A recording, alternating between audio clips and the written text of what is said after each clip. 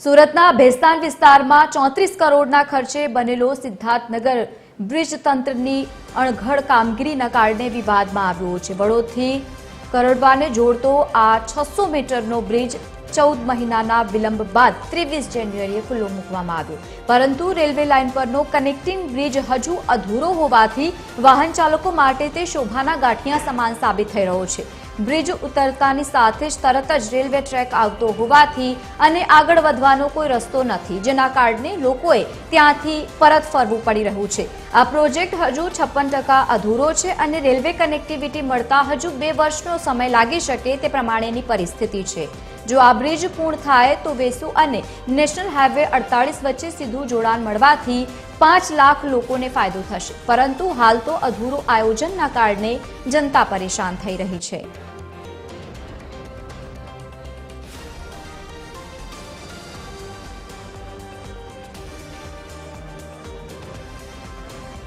વધુ માહિતી સાથે સુરતથી સંવાદદાતા દિવેશ પરમાર આપણી સાથે લાઈવ જોડાયા છે। દિવેશ, શું ઉદ્દેશ્ય છે બ્રિજ ખુલ્લો મૂકવાની? એક તરફ કામગીરી અધૂરી છે અને બીજી તરફ આગળ કોઈ રસ્તો નથી, શું કહે છે અધિકારીઓ અને લોકોનું શું કહેવું છે?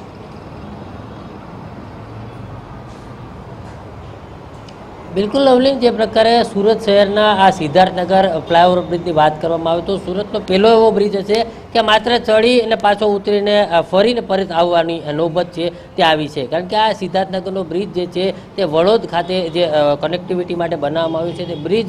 જ્યારથી ચડવાની શરૂઆત થાય છે પણ ઉતરતાની સાથે રસ્તાનો અંત આવી જાય છે, એટલે આગળનો કોઈ કનેક્ટિંગ રસ્તો જ નથી, કારણ કે ત્યાં આગળ રેલવે લાઇન આવી જાય છે અને રેલવે લાઇનને જે કનેક્ટિંગ એટલે કે પાસ કરવા માટેનો જે બ્રિજ બનાવવામાં આવે તેની કામગીરી અધૂરી છે। હજુ પણ આ બ્રિજ બનતા 2 વર્ષ લાગી જાય તેટલો સમય છે તે આમાં લાગી શકે તે પ્રકારની આખી માહિતી સામે આવી રહી છે। ત્યારે જે પ્રકારે હાલ આ બ્રિજનું લોકાર્પણ થયું છે અને બ્રિજમાં લોકો હોંશે હોંશે ચડ્યા તો હતા, પરંતુ 600 મીટર આ બ્રિજ ચડીને પરત ફરવાની નોબત આવી હતી। ખાસ કરીને જે પ્રકારે 34 કરોડના ખર્ચે બનેલો આ બ્રિજ જે છે તે હાલ શોભાના ગાંઠિયા સમાન જોવા મળ્યો છે, કારણ કે જે પ્રકારે આ બ્રિજ બન્યો છે, લોકાર્પણ થયું છે, લોકો જ્યારે આ બ્રિજને સામે કાંઠે ગયા પરંતુ ત્યાં રસ્તો જ ન હતો અને ફરીથી પરત ફરી અને નીચેના રસ્તે તેમણે જવું પડ્યું હતું। જો આ બ્રિજ ખરેખર આખો કનેક્ટિવિટી સાથે જોડાઈ જાય તો 5 લાખ લોકોને ફાયદો થાય, કારણ કે વેસુથી સીધો જ નેશનલ હાઈવે તરફ આ જોડતો આખો બ્રિજ છે ને અત્યારે જે પ્રકારે રેલવે લાઇનની કનેક્ટિવિટી બ્રિજ જે છે તે નથી બન્યો અને તેના કારણે લોકોને ક્યાંય ને ક્યાંય મુશ્કેલી પડી રહી છે।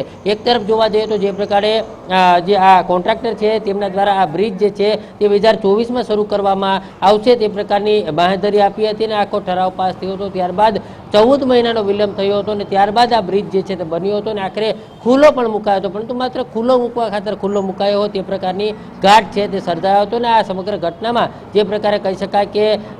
નેતાઓ પણ આ બ્રિજ ઓપનિંગમાં હતા અને આ બ્રિજ જ્યારે ખુલ્લો મૂક્યો ત્યારબાદ લોકો જ્યારે આ બ્રિજને